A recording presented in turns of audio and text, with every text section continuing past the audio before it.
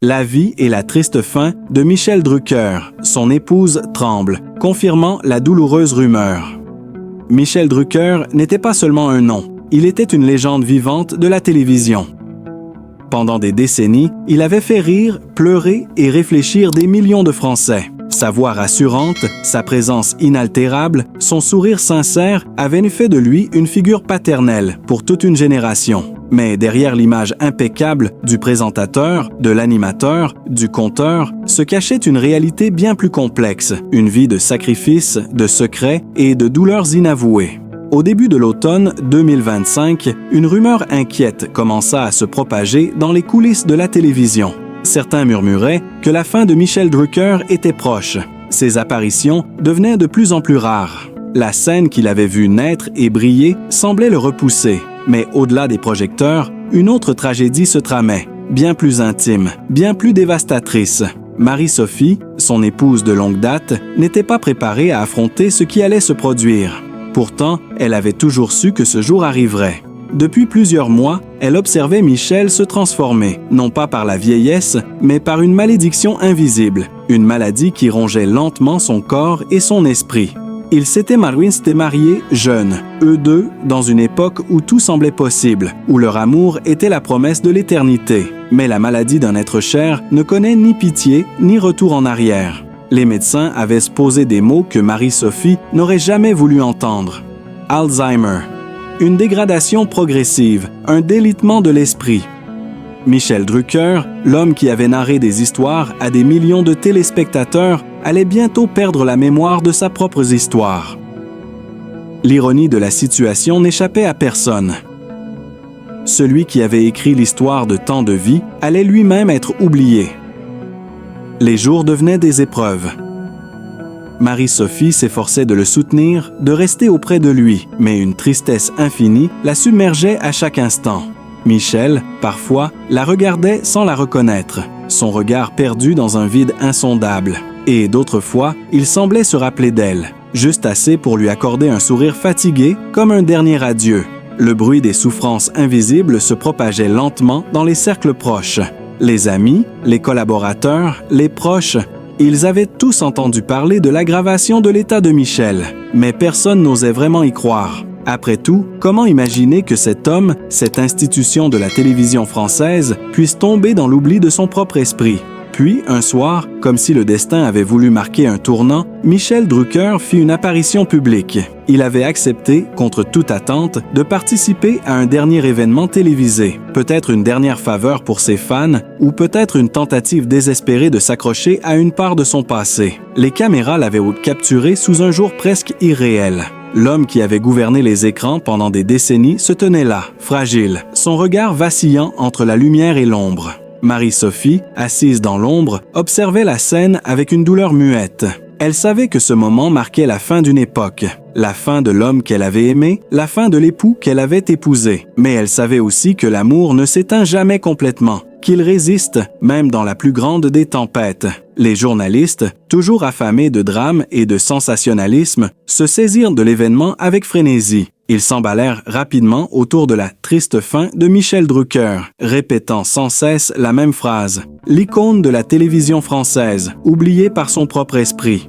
Marie-Sophie, épuisée, désespérée, n'avait plus le courage de lutter contre cette image publique qui commençait à se former. Et dans le silence de leur maison, loin des caméras et des bruits de la ville, elle sentit son cœur se briser lentement, morceau par morceau. Les mois suivants furent une lente agonie. Michel s'éteignait jour après jour, un peu plus chaque matin, un peu plus chaque soir. Marie-Sophie tenait la main de l'homme qu'elle avait épousé, tout en essayant de se convaincre qu'il y avait encore quelque chose de lui qui restait. Mais au fond d'elle, elle savait que cette vérité douloureuse était inéluctable. Enfin, le jour arriva. Ce n'était pas un drame brutal, mais une fin douce, une disparition silencieuse. Michel Drucker, l'homme de télévision, l'âme de toute une génération, se rendormit à jamais. Il emporta avec lui ses souvenirs, ses rires, ses silences et la vie de ceux qui l'avaient aimé. Marie-Sophie, tremblante et brisée, confirma la douloureuse rumeur qui avait hanté les derniers mois de leur vie commune. Michel Drucker, l'homme immortel à la télévision, était désormais un souvenir, un spectre. Flottant dans l'air. Et avec lui, une époque s'éteignait. Les caméras continuèrent à tourner, les émissions reprirent, mais dans les coulisses, une lumière s'était éteinte. Une époque, un homme, un amour. Tout était fini. Michel Drucker est né le 12 septembre 1942 à Paris, dans une famille modeste mais éduquée.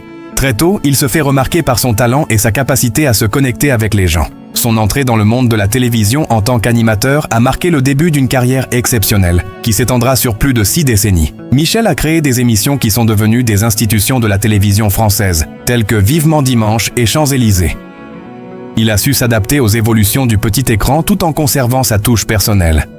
Un ton bienveillant, un sourire rassurant, et une capacité rare à réunir des générations d'invités et de téléspectateurs autour de lui.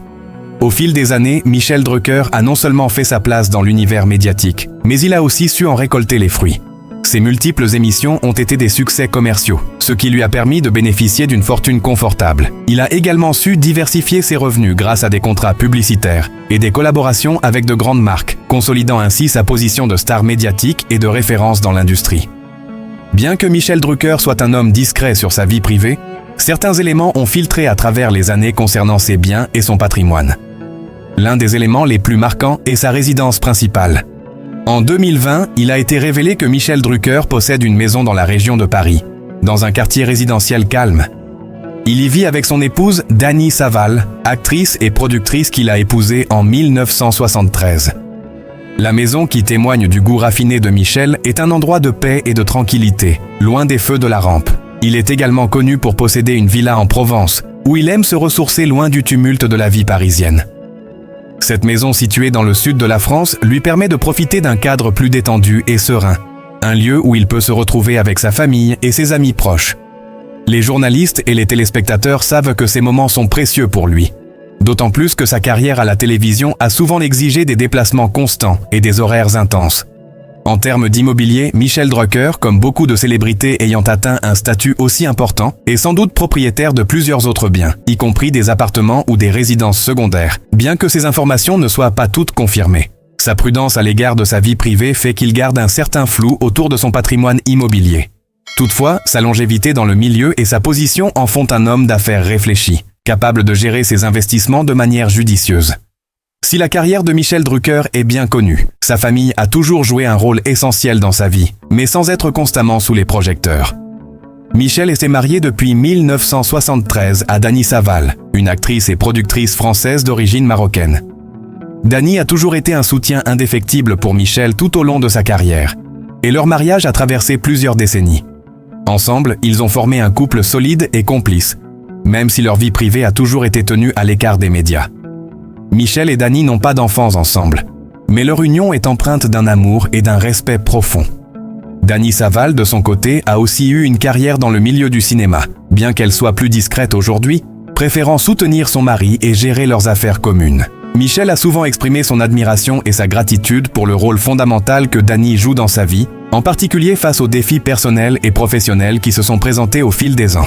Michel Drucker a aussi un frère, Jean, qui a parfois fait l'objet de quelques mentions dans la presse, mais il est lui aussi resté en grande partie en dehors du domaine public. Jean Drucker était un producteur et directeur de la chaîne de télévision privée M6.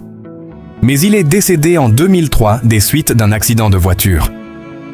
La perte de son frère a été un événement marquant dans la vie de Michel, qui a alors dû trouver un moyen de concilier sa douleur personnelle avec sa vie professionnelle. Outre sa femme et son frère, Michel a également des amis proches dans le milieu médiatique et artistique. Ces amitiés sont des piliers sur lesquels il s'appuie pour traverser les périodes difficiles. Par exemple, il a une relation privilégiée avec des personnalités comme Jean-Jacques Goldman, qui a souvent été invité sur ses plateaux, et d'autres figures du monde du spectacle qui partagent avec lui des souvenirs communs. Les autres facettes de la vie de Michel Drucker.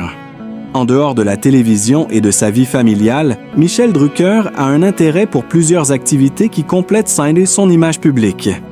Il est passionné par le sport, notamment le tennis et le football. Cela peut paraître surprenant pour certains, étant donné sa profession de présentateur télé, mais il a toujours été un fervent amateur de sport, un moyen pour lui de se détendre et de se ressourcer. Michel est également un collectionneur, bien qu'il n'ait jamais été aussi public sur ce sujet que d'autres célébrités. Il a notamment une grande passion pour la musique et a toujours cultivé un goût prononcé pour la chanson française. Plusieurs artistes ont d'ailleurs trouvé chez lui un ami fidèle et un défenseur de leur travail. Ces amitiés témoignent de l'authenticité du personnage, loin des clichés du show business. Son amour pour la télévision est également une source d'inspiration pour ses projets à venir. Il n'a jamais cessé de vouloir innover et de repousser les limites de la présentation télévisée tout en restant fidèle à son style personnel. Ce dévouement à son art se reflète dans son patrimoine intellectuel, dans les archives de ses émissions et dans les nombreuses reconnaissances qu'il a reçues au fil des ans. Michel Drucker, au-delà de son image publique de présentateur de télévision, possède une vie familiale et personnelle qui témoigne de sa stabilité et de son caractère réfléchi. Sa carrière florissante, ses biens immobiliers et son entourage familial le placent parmi les personnalités les plus influentes de France. Mais il n'en demeure pas moins un homme discret, protecteur de sa vie privée et fidèle à ses valeurs. Les éléments dont nous disposons concernant sa fortune et ses biens sont donc le reflet d'une vie bien menée, fondée sur des principes de travail acharné, de fidélité familiale et d'amour de l'art. Michel Drucker, à travers son parcours et ses réalisations, reste une figure respectée et admirée, mais il demeure avant tout un homme attaché aux choses essentielles de la vie.